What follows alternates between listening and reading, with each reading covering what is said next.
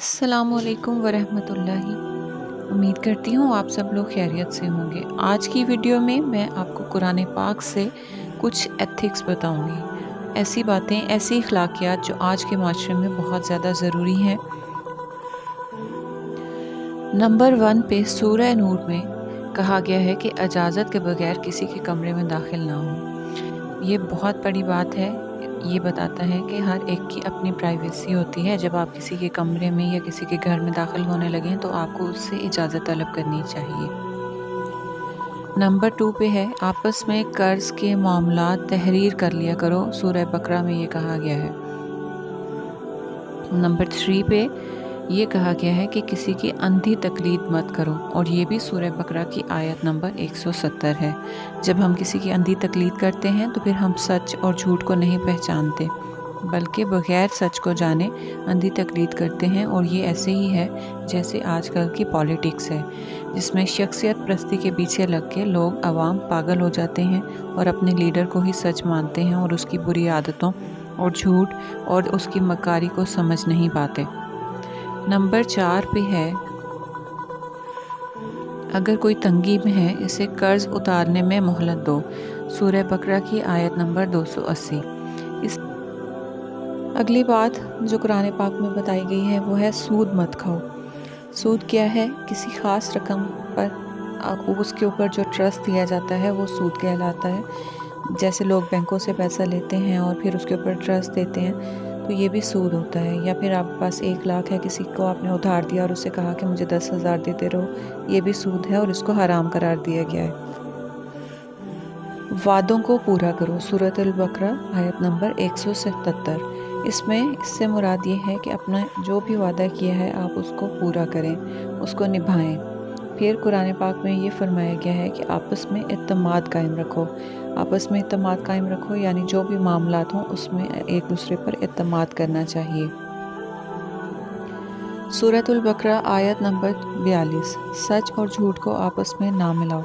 अगर आपको सच पता हो किसी मामले में और वहाँ पर झूठ बोला जा रहा हो तो आपको चाहिए कि आप उस मामले में अपनी सच्ची गवाही दें और सच को बयान करें, ना कि आप झूठ बोलें या झूठ बोलने वाले का साथ दें, क्योंकि ये भी गुनाह कबीरा में शामिल होता है। कुरान पाक में फरमाया गया कि लोगों के दरमियान इंसाफ से फ़ैसला करो। सूरतुन निसा आयत नंबर 58। इंसाफ अल्लाह ताला की क्वालिटी है, अल्लाह ताला की खूबी है और अल्लाह ताला को इंसाफ करना बहुत पसंद है। और जो लोग इंसाफ नहीं करते उनको अल्लाह ताला ने सख्त नापसंद फरमाया है। हमें भी चाहिए कि हम हर मामले में इंसाफ से काम लें।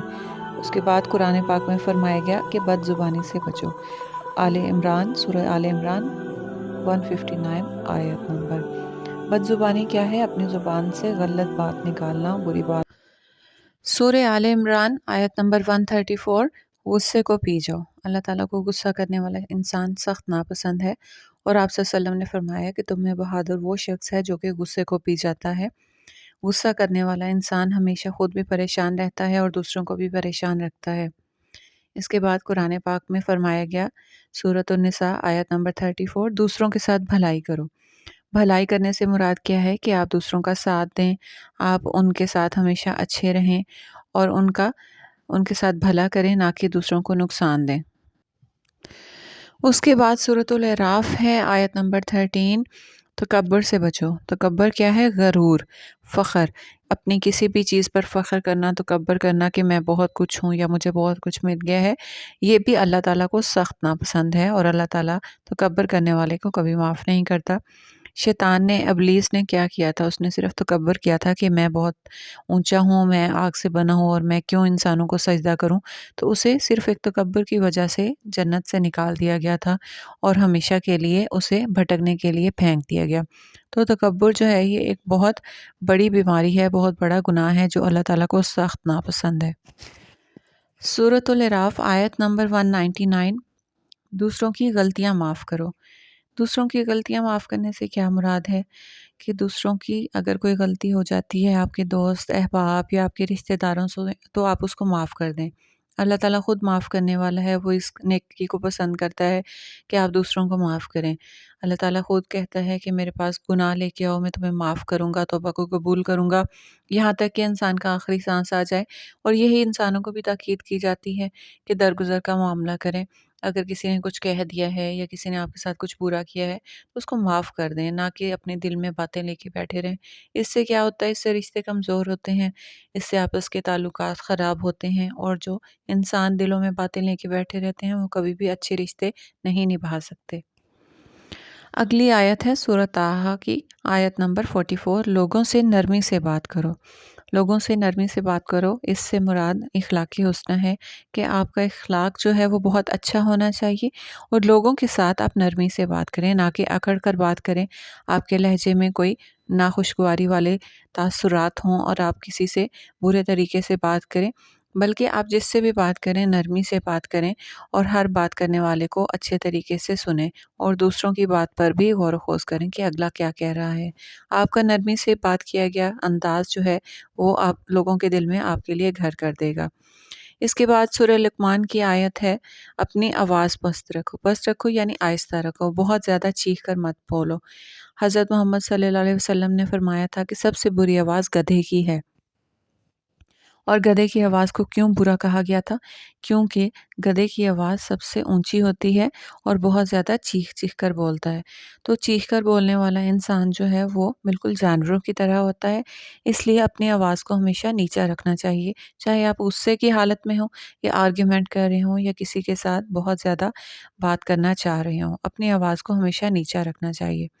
اس کے بعد سورۃ الحجرات کی آیت نمبر 11 ہے، دوسروں کا مذاق نہ اڑاؤ۔ یعنی آپ کو کبھی بھی کسی کا مذاق نہیں اڑانا چاہیے، نہ تو کسی کی جو جسمانی شخصیت ہے یا جس طرح سے اس کی ساخت ہے اس کا مذاق اڑانا چاہیے کہ فلاں کا قد چھوٹا ہے، فلاں کا لمبا ہے، یا فلاں موٹا ہے، فلاں چھوٹا ہے، یا پھر اس کے کپڑوں کا، اس کے جوتوں کا کہ میرے پاس یہ سب کچھ ہے، اس کے پاس ایسا کچھ نہیں۔ ان ساری چیزوں کا مذاق اڑانا اللہ تعالیٰ کو سخت ناپسند ہے، اور قرآن پاک میں بھی اس سے منع فرمایا گیا ہے کہ دوسروں کا مذاق نہ اڑاؤ۔